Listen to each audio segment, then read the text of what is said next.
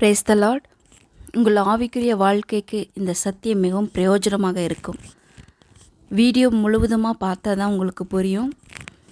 தயவு செஞ்சு வீடியோ ஃபுல்லாக பாருங்கள். உங்களுடைய வாழ்க்கையில் இந்த 5 காரியங்களை நீங்கள் செய்தால் உங்களுக்கு வெற்றி நிச்சயம். வெற்றி என்று சொல்லும்போது எல்லாருக்கும் எல்லா காரியத்திலும் வெற்றி அடையணும், எல்லா காரியமும் சக்ஸஸ் ஆகணுங்கிற விருப்பம் எல்லாருக்கும் உண்டு. வேதத்திலே ஒரு வசனம் இப்படியாக சொல்லப்பட்டிருக்கிறது.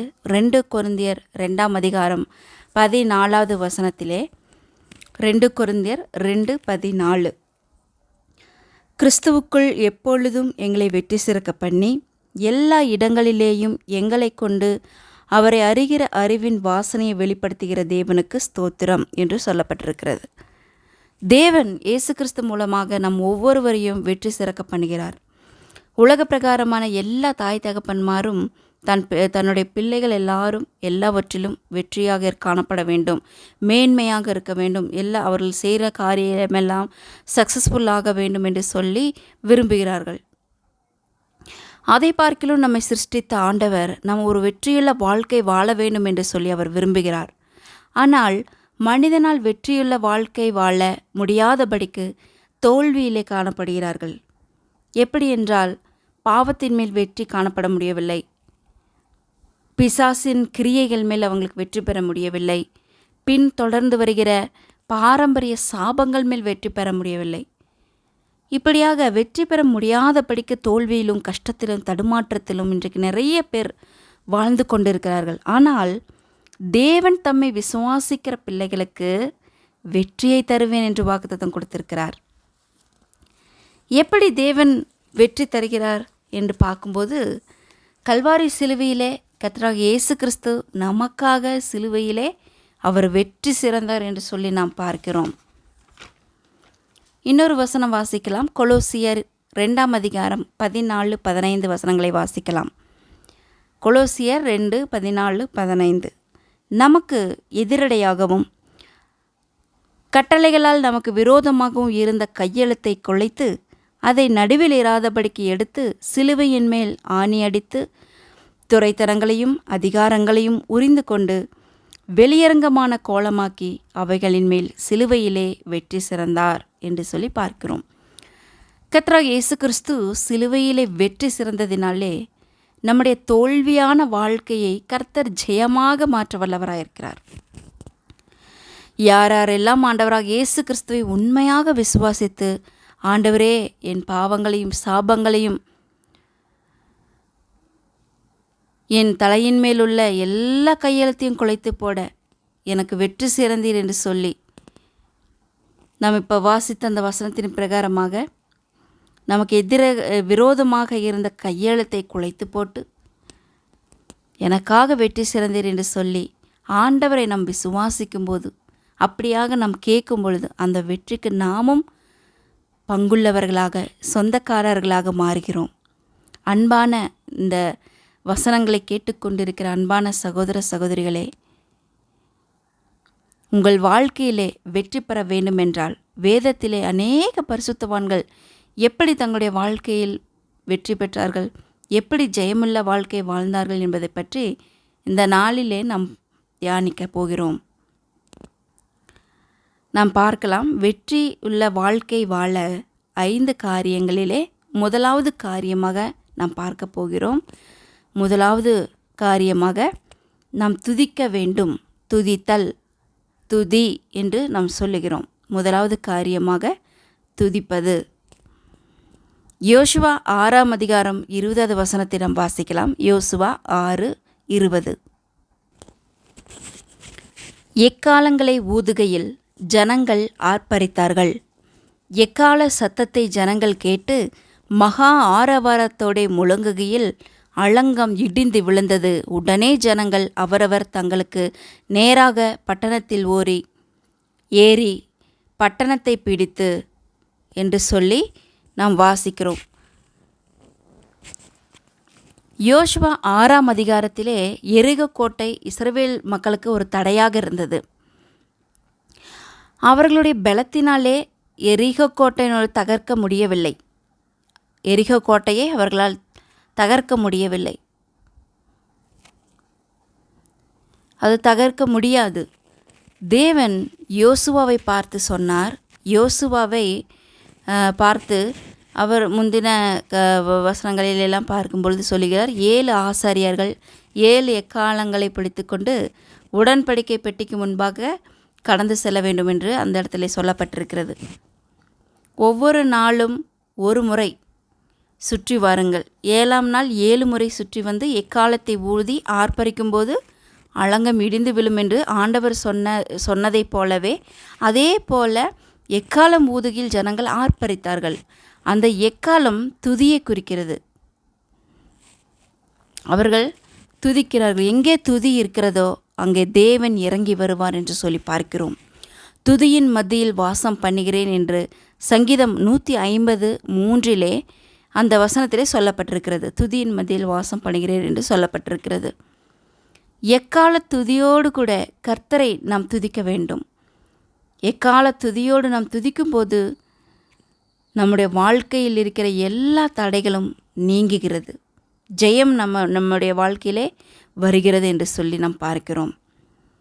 அப்போஸ்தலர் 16ஆம் அதிகாரத்திலே 25-26 வசனத்தை பார்க்கும் பொழுது அங்கே நடுராத்திரியிலே பவுலும் சீலாவும் சிறைச்சாலையிலே ஜெபம் செய்து கர்த்தரை பாடி துதிக்கிறார்கள் என்று சொல்லி பார்க்கிறோம். அப்படியாக கர்த்தரை பாடி துதிக்கும்போது அந்த துதியின் மத்தியில் தேவன் இறங்கி வந்தார்.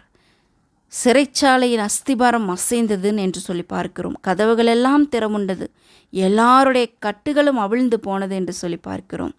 அந்த இடத்திலே கர்த்தர் விடுதலையை தந்தார். அன்பான சகோதரனே சகோதரியே, நீங்கள் எப்படிப்பட்டதான சிறையிருப்பில் இருந்தாலும் சரி, பாவம் என்னும் சிறையிருப்பு, கஷ்டம் என்னும் சிறையிருப்பில் இருந்தாலும் சரி, தேவன் இப்பொழுது உங்களை விடுதலையாக்கப் போகிறார். தேவனை இப்போது நீங்கள் துதிக்க வேண்டும். முதலாவது செய்ய வேண்டிய காரியம், நீங்கள் தேவனை துதிக்க வேண்டும். அவருடைய நாமத்தை துதிக்க வேண்டும். நீங்கள் இருக்கிற இடத்திலே ஆண்டவர் இறங்கி வருவார். எப்பேற்பட்ட சூழ்நிலையில் இருந்தாலும் சரி, கர்த்தர் உங்களிடத்திலே வருவார். ஒரு வசனத்தை வாசிக்கலாம். சங்கீதம் 34:1 வசனத்தை நாம் வாசிக்கலாம். சங்கீதம் 34:1.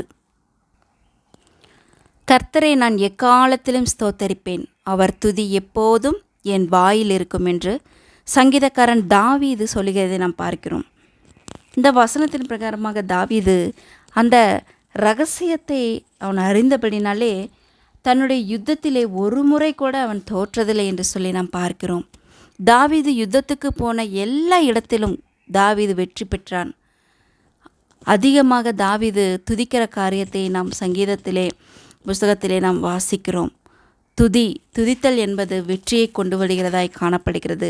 நம்முடைய நாவிலிருந்து கர்த்தரை துதிக்கிற அந்த சத்தம் நம் நாவிலிருந்து எழும்பினால் கர்த்தர் நம்முடைய காதிலே வெற்றியின் சத்தத்தை தொனிக்க பண்ணுவார் என்று சொல்லி பார்க்கிறோம். நாம் கர்த்தரை துதிக்கும் பொழுது நம்முடைய வாழ்க்கையிலே வெற்றியை கொண்டு வருகிறதாய் காணப்படுகிறது. இரண்டாவது காரியமாக, வெற்றியுள்ள வாழ்க்கை வாழ இரண்டாவது காரியமாக விசுவாசம் என்று சொல்லி நாம் பார்க்கிறோம். விசுவாசம் வெற்றியை நம்முடைய வாழ்க்கையில் கொண்டு வருகிறது. விசுவாசம் ஒரு வசனத்தை வாசிக்கலாம். 1 யோவான் 5ஆம் அதிகாரம் 4ஆம் வசனத்தை வாசிக்கலாம். 1 யோவான் 5:4. தேவனால் பிறப்பதெல்லாம் உலகத்தை ஜெயிக்கும், நம்முடைய விசுவாசமே உலகத்தை ஜெயிக்கிற ஜெயம் என்று சொல்லி வாசிக்கிறோம். அன்பான சகோதரனே சகோதரியே, நம்முடைய வாழ்க்கையில் எந்த அளவுக்கு விசுவாசத்தோடு நாம் இருக்கிறோம், எந்த அளவுக்கு விசுவாசத்தோடு இருக்கிறோமோ அந்த விசுவாசம்தான் வெற்றியை நம்முடைய வாழ்க்கையிலே நாம் அனுபவிக்க முடியும். அந்த வெற்றியை கொண்டு வரும். எனவே அவ்விசுவாசத்தை உங்கள் வாழ்க்கையிலிருந்து இப்பொழுதே எடுத்து போடுங்கள். இந்த காரியம் வாய்க்குமோ வாய்க்காதோ என்று சொல்லி ஒருபோதும் நினைக்காதிருங்கள். அப்படியாக நாம் சந்தேகப்படக்கூடாது. விசுவாசத்தை நாம் அறிக்கை செய்ய வேண்டும். ஆண்டவரே, என்னுடைய அவ்விசுவாசத்தை எடுத்து போட்டு என்னுடைய விசுவாசத்தை வர்த்திக்க செய்யும் என்று சொல்லி நாம் ஜெபிக்க வேண்டும், தேவனிடம் கேட்க வேண்டும். எபிரேயர் 11:33 நாம் வாசிக்கிற பிரகாரமாக அவர்கள் விசுவாசத்தினாலே ராஜ்யங்களை ஜெயித்தார்கள் என்று பார்க்கிறோம். அதே போல் என்னாகமம் 13ஆம் அதிகாரம் 30வது வசனத்திலே யோசுவாவும் காலேபும் சொல்லுகிறார்கள், நாம் எளிதாக இந்த கானான் தேசத்தை சுதந்திரித்து கொள்ளலாம் என்று சொல்லி விசுவாச அறிக்கை செய்கிறதை நாம் பார்க்கிறோம். விசுவாச அறிக்கை செய்தவர்கள் கானானுக்குள் சென்றார்கள் என்று சொல்லி பார்க்கிறோம். மற்ற 10 பேரும் அவ்விசுவாசத்தை அறிக்கை செய்தார்கள். நாம் அதை சுதந்திரிக்க முடியாது என்று சொல்லி அவ்விசுவாசத்தை அறிக்கை செய்த 10 பேரும் அவர்களோடு சேர்ந்து அவ்விசுவாசத்தை அங்கீகரித்தவர்களும் கானானுக்குள்ளே போக முடியவில்லை. வனாந்தரத்தில் அவர்கள் வாழ்க்கை முடிந்து போனது. எல்லாரும் அங்கே அவ்விசுவாசமாய் காணப்பட்ட அநேகர் கானானுக்குள் போக முடியவில்லை. வனாந்தரத்தில் அவர்கள் செத்து போனதை நாம் பார்க்கிறோம். மரித்து போனார்கள். இந்த வீடியோவின் மூலமாக கேட்டுக்கொண்டிருக்கிற அன்பான சகோதரனே, உங்கள் வாழ்க்கையிலே உள்ள அவ்விசுவாசத்தை நீங்கள் எடுத்து போட வேண்டும். விசுவாசத்தை அறிக்கை செய்யுங்கள். அது எப்பேற்பட்ட காரியமாக இருந்தாலும் கர்த்தர் உங்களுடைய வாழ்க்கையில் நிச்சயமாக பெரிய காரியங்களை செய்வார் என்று சொல்லி விசுவாசத்தோடு கூட நீங்கள் காணப்பட வேண்டும். விசுவாசத்தை அறிக்கை செய்யுங்கள். இயேசு கல்வாரி சிலுவையிலே வெற்றி சிறந்தார், நானும் வெற்றி சிறப்பேன் என்று சொல்லி நீங்கள் விசுவாசத்தோடு காணப்பட வேண்டும். என் வாழ்க்கையில் கர்த்தர் வெற்றியை நிச்சயமாக தருவார் என்று விசுவாச அறிக்கையை நீங்கள் செய்யும் பொழுது விசுவாசமானது உங்களுடைய வாழ்க்கையிலே வெற்றியை கொண்டு வரும். வெற்றியுள்ள வாழ்க்கை வாழ இந்த 2வது காரியம் விசுவாசமாக காணப்படுகிறது என்று சொல்லி பார்க்கிறோம். 3வது காரியமாக வெற்றியுள்ள வாழ்க்கை வாழ 3வது காரியம் ஒரு நல்ல தீர்மானம். நல்ல தீர்மானம் நாம் எடுக்க வேண்டும். 3வது காரியம் நல்ல ஒரு தீர்மானம். ஒரு வசனத்தை வாசிக்கலாம். தானியேல் எழுதின புஸ்தகம் 1ஆம் அதிகாரம் 8வது வசனத்தை நாம் வாசிக்கலாம். தானியேல் 1:8. தானியேல் ராஜாவின் போஜனத்தினாலும் அவர் பானம் பண்ணும் திராட்சரசத்தினாலும் தன்னை தீட்டுப்படுத்தலாகாது என்று தன் இருதயத்தில் தீர்மானம் பண்ணிக்கொண்டு தன்னை தீட்டுப்படுத்தாதபடி பிரதானிகளின் தலைவனிடத்தில் வேண்டிக் கொண்டான் என்று சொல்லி நாம் வாசிக்கிறோம். தானியேல் ஒரு நல்ல ஒரு தீர்மானத்தை எடுக்கிறான் என்று சொல்லி நாம் இந்த இடத்துல பார்க்கிறோம். தானியேலோடு கூட 3 வாலிபர்களும் நல்ல தீர்மானம் எடுக்கிறார்கள். அநேக ஜனங்கள் எருசலேமிலிருந்து சிறைப்பிடிக்கப்பட்டு பாபிலோனுக்கு கொண்டு போகப்பட்டார்கள். அந்த ராஜ்யம் அரண்மனையிலே அநேகர் எருசலேமை சார்ந்தவர்கள் யூத ஜனங்கள் காணப்பட்டார்கள் என்று சொல்லி பார்க்கிறோம். ஆனாலும் இந்த அநேக யூத ஜனங்கள் அந்த இடத்திலே காணப்பட்டாலும் கூட இந்த 4 வாலிபர்களும் ஒரு நல்ல ஒரு தீர்மானம் எடுத்தார்கள் என்று சொல்லி பார்க்கிறோம். ராஜாவினுடைய போஜனத்தினால் என்னை தீட்டுப்படுத்த மாட்டேன் என்று சொல்லி தீர்மானம் எடுத்தபடினால் எடுத்த தீர்மானம் அவருடைய வாழ்க்கையிலே ஒரு வெற்றியுள்ள வாழ்க்கைக்கு அடித்தளமாக அவருடைய வாழ்க்கை அமைந்தது என்று சொல்லி நாம் பார்க்கிறோம். இன்றைக்கு நீங்களும் கூட இந்த உலகத்தால் தீட்டுப்படாதபடிக்கு, உலக அசுத்தத்தால் தீட்டுப்படாதபடி பரிசுத்தமாய் வாழ்வேன் என்று இன்றைக்கு நீங்கள் ஒரு தீர்மானம் எடுத்தால், தானியேலை 10 மடங்கு ஞானத்தை தந்து தானியேலை உயர்த்தின தேவன் உங்களையும் தேவன் ஆசீர்வதித்து உயர்த்த அவர் வல்லமையுள்ள தேவனாய் காணப்படுகிறார். நீங்கள் எடுக்கிற நல்ல தீர்மானம் வெற்றியை கொண்டு வருகிறதாய் காணப்படுகிறது. அவர் உங்களுடைய வாழ்க்கையிலே ஆசீர்வதித்து பெரிய காரியங்களை செய்ய அவர் வல்லமையுள்ள தேவனாய் காணப்படுகிறார். ரூத் 1ஆம் அதிகாரம் 16வது வசனத்திலே நாம் பார்க்கும்போது ரூத் ஒரு நல்ல ஒரு தீர்மானத்தை எடுத்தாள் என்று சொல்லி பார்க்கிறோம். அந்த நகோமியை பார்த்து சொல்கிறாள், நீர் போகும் இடத்திற்கு நானும் வருவேன், நீர் தங்கும் இடத்தில் நானும் தங்குவேன், உம்முடைய ஜனம் என்னுடைய ஜனம், உம்முடைய தேவன் என்னுடைய தேவன் என்று சொல்லி ரூத் ஒரு தீர்மானம் எடுத்து நகோமியை பின்பற்றினபடினாலே ரூத்தின் வம்சத்தில் தாவீது ராஜா பிறந்தார் என்று சொல்லி பார்க்கிறோம்.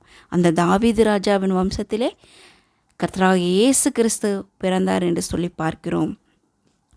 ரூத் எடுத்த அந்த நல்ல தீர்மானம் முழு சந்ததிக்கும் ஆசீர்வாதத்தை கொண்டு வந்தது என்று சொல்லி பார்க்கிறோம். ரூத்தின் சகோதரியான ஒர்பால் தவறான தீர்மானத்தை எடுத்து சுய தேசத்துக்கும் சுய தேவனண்டைக்கும் பின்மாற்றத்திலே அவள் சென்று போனதை நாம் பார்க்கிறோம். இன்றைக்கு நீங்கள் எடுக்கிற நல்ல தீர்மானம் உங்களுடைய வாழ்க்கையில் வெற்றியை கொண்டு வருகிறதாய் காணப்படுகிறது.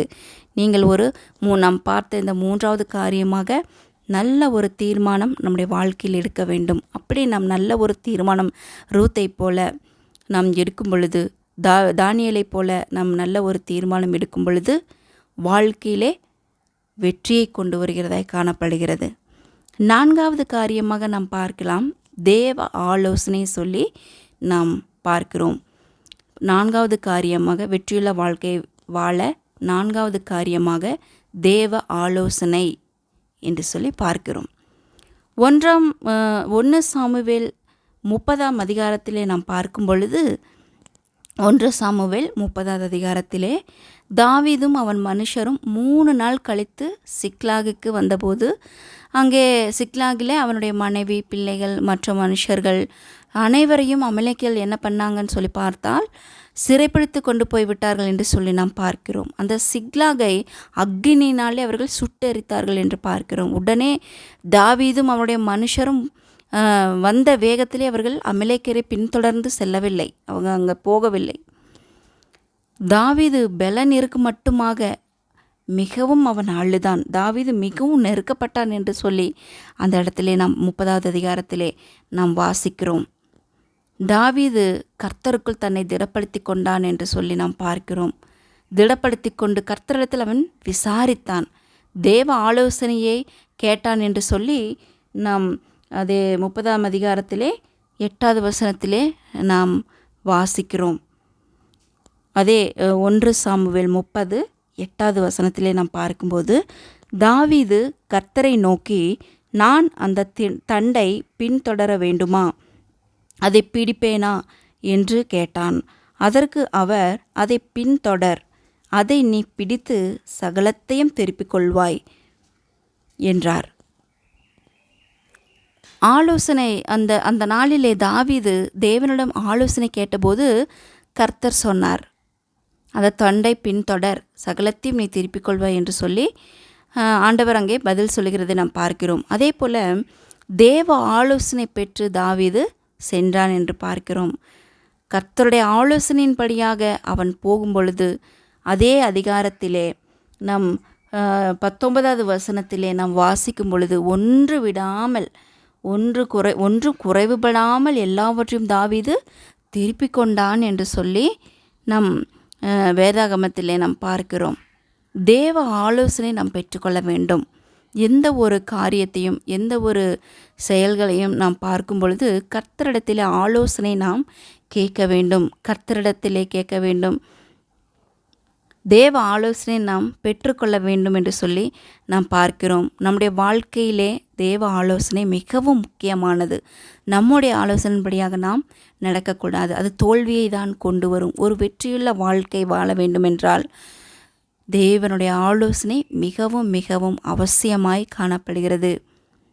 உலக பிரகாரமான மனிதனுடைய ஆலோசனையின்படி அல்ல, கர்த்தருடைய ஆலோசனை, ஆண்டவருடைய சமூகத்திலே நாம் காத்திருந்து தேவனுடைய ஆலோசனையை நாம் பெற்றுக்கொள்ள வேண்டும். அதே போல் பரிசுத்தவான்களுடைய ஆலோசனையை கூட, தேவ ஊழியக்காரர்களிடம் கூட கர்த்தருடைய ஆலோசனையை நாம் கேட்கலாம். அவர்களிடத்திலும் கூட கர்த்தர் பேசுவார். அவர்கள் மூலமாக கர்த்தர் தன்னுடைய சித்தத்தையும் தன்னுடைய ஆலோசனையும் தேவ ஊழியக்காரர்கள் மூலமாக கூட நமக்கு கர்த்தர் பதில் சொல்லுவார். அந்த ஆலோசனையின்படியாக நாம் நடந்தால் கர்த்தர் நிச்சயமாக நம்முடைய வாழ்க்கையிலே வெற்றியை கொண்டு வருவார் என்று சொல்லி நாம் பார்க்கிறோம். 4வது காரியமாக வெற்றியுள்ள வாழ்க்கை வாழ தேவ ஆலோசனை மிகவும் அவசியமாய் காணப்படுகிறது என்று சொல்லி பார்த்தோம். இப்பொழுது 5வது காரியமாக நாம் வெற்றியுள்ள வாழ்க்கை வாழ 5வது காரியமாக ஆயத்தம் என்று சொல்லி நாம் பார்க்கிறோம். 5வது காரியமாக ஆயத்தம். ஒரு வசனத்தை வாசிக்கலாம். நீதிமொழிகள் 21ஆம் அதிகாரம் 31ஆம் வசனம். நீதிமொழிகள் 21:31.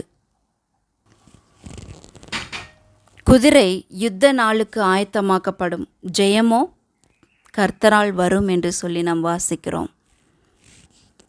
நாம் எந்த அளவுக்கு ஆயத்தமாக இருக்கிறோமோ அந்த ஆயத்தம்தான் வெற்றியை கொண்டு வரும் என்று சொல்லி நாம் பார்க்கிறோம்.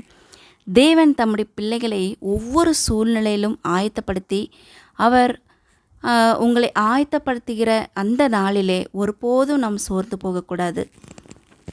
ஏனென்றால் கர்த்தர் நம்மை ஆயத்தப்படுத்துகிற அந்த நாளிலே நமக்கு சோர்வுகளும் கஷ்டங்களும் துன்பங்களும் எல்லாம் சந்தேகம், அவிசுவாசம் எல்லாம் காணப்பட்டு நம் சோர்ந்து போகக்கூடும். ஆனால் கர்த்தர் நம்மை ஆசீர்வதிப்பதற்காகவே ஆயத்தப்படுத்துகிறார். நாம் ஒருபோதும் சோர்ந்து போகக்கூடாது. ஆசீர்வாதம் காலதாமதம் ஆகிறதை பார்த்து என் வாழ்க்கையிலே தோல்விகளும் தடுமாற்றங்களும் வருகிறதே என்று சொல்லி ஒருபோதும் நாம் கலங்கக்கூடாது. அந்த தோல்வியான நாட்கள் தான், இது எதுவுமே நடக்கலையே, எதுவுமே வாய்க்கவில்லையே என்று சொல்லி நாம் அப்படியாக தடுமாற்றத்திலே அப்படியாக நாம் நினைத்து கொண்டு இருக்கும் பொழுது அந்த சந்தேகமும் அதே போல் அந்த அவ்விசுவாசத்தையும் கூட கொண்டு வருகிறதாய் காணப்படுகிறது. நாம் அந்த நேரத்திலே கலங்கக்கூடாது, சோர்ந்து போகக்கூடாது. அந்த தோல்வியான நாட்கள், தடுமாற்றமான நாட்கள், அதுதான் உங்களுடைய வாழ்க்கையிலே ஆயத்தமான நாட்களாய் காணப்படுகிறது. அதை தோல்வியான நாட்களைப் போல காணப்படும் பொழுது அதுதான் கர்த்தர் நம்மை ஆயத்தப்படுத்துகிற நாட்களாய் உள்ளது. வேதம் சொல்கிறது, அப்போஸ்தலனாகிய பவுல் ரட்சிக்கப்பட்ட உடனே அவன் மாம்சத்தோடும் இரத்தத்தோடும் யோசனை பண்ணாமல் அந்த அரபு தேசத்திலே 3 வருஷம் அவன் தன்னை ஆயத்தப்படுத்தி கொண்டான் என்று சொல்லி அந்த கலாத்தியர் 1ஆம் அதிகாரம் 16 18 வரையிலான வசனத்திலே நாம் வாசிக்கிறோம். அப்போஸ்தலனாகிய பவுல் அரபு தேசத்திலே 3 வருஷம் தன்னை ஆயத்தப்படுத்தியதினால்தான் புதிய ஏற்பாட்டிலே 13 நிருபங்களை அவன் எழுதினான் என்று சொல்லி பார்க்கிறோம். நம்முடைய தேவன் யார் ஆயத்தமாய் இருக்கிறார்களோ அவருடைய வாழ்க்கையில் அவர் வெற்றியை தர அவர் வல்லமையுள்ள தேவனாக இருக்கிறார். யார் எல்லாம் ஆயத்தமாக இருக்கிறார்களோ அவருடைய வாழ்க்கையிலே அவர் வெற்றியை தருவார். தானியேல் புஸ்தகத்திலே நாம் வாசிக்க பார்க்கும் பொழுது அந்த பாபிலோன் ராஜாவாகிய அந்த நேபுகத்நேச்சர் சிறைப்படுத்தி கொண்டு போன அந்த வாலிபர்கள் எல்லாரும் 3 வருஷம் ஆயத்தப்படும்படி அந்த கல்தேயருடைய எழுத்தை அவர்கள் கற்றுக்கொள்ளும்படியாக 3 வருஷம் அவர்களுக்கு ட்ரைனிங் கொடுத்தான். அந்த 3 வருஷத்திலே அந்த தானியேலும் மற்ற 3 பேரும் தன்னை அவர்கள் மிகவும் ஆயத்தப்படுத்தினதினால் 3 வருஷம் கழித்து ராஜா கேட்ட எல்லா கேள்விகளுக்கும் புத்திக்கும் அறிவுக்கும் அந்த நாட்டிலுள்ள எல்லாரை பார்க்கிலும் அந்த 4 பேர் ஞானத்திலே 10 மடங்கு அதிகமாய் அவர்கள் சமஸ்தராய் இருந்தார்கள் என்று சொல்லி நாம் பார்க்கிறோம். ஆயத்தத்தோடு இருந்த தானியேலையும் வாலிபரையும் தேவன் அந்த தேசத்திலே பாபிலோன் நாட்டிலே ஆண்டவர் உயர்த்தினார் என்று சொல்லி பார்க்கிறோம். அன்பான சகோதரனே சகோதரியே, நீங்கள் எந்த அளவு ஆயத்தமாக இருக்கிறீர்களோ அந்த அளவு ஆயத்தம் உங்களுடைய வாழ்க்கையிலே வெற்றியை கொண்டு வருகிறதாய் காணப்படுகிறது. நாம் பார்த்த இந்த 5 காரியங்கள், வெற்றியுள்ள வாழ்க்கை வாழ்வதற்கான இந்த 5 காரியங்களை நாம் பார்க்கும் பொழுது, முதலாவது காரியமாக நாம் கர்த்தரை துதிக்க வேண்டும். கர்த்தரை துதிக்க வேண்டும். இரண்டாவதாக விசுவாசிக்க வேண்டும். விசுவாசம் நம்முடைய வாழ்விலே காணப்பட வேண்டும். வெற்றியுள்ள வாழ்க்கை வாழ 3வது காரியமாக நல்ல தீர்மானம் நம்முடைய வாழ்க்கையிலே காணப்பட வேண்டும். நல்ல தீர்மானம் எடுத்தால் வெற்றியுள்ள வாழ்க்கை வாழ முடியும். 4வதாக தேவ ஆலோசனை நமக்கு மிகவும் அவசியமாக இருக்கிறது. வெற்றியுள்ள வாழ்க்கைக்கு தேவ ஆலோசனை மிகவும் அவசியம். அதே போல் 5வதாக நாம் பார்த்தோம் ஆயத்தம் என்று சொல்லி பார்த்தோம்.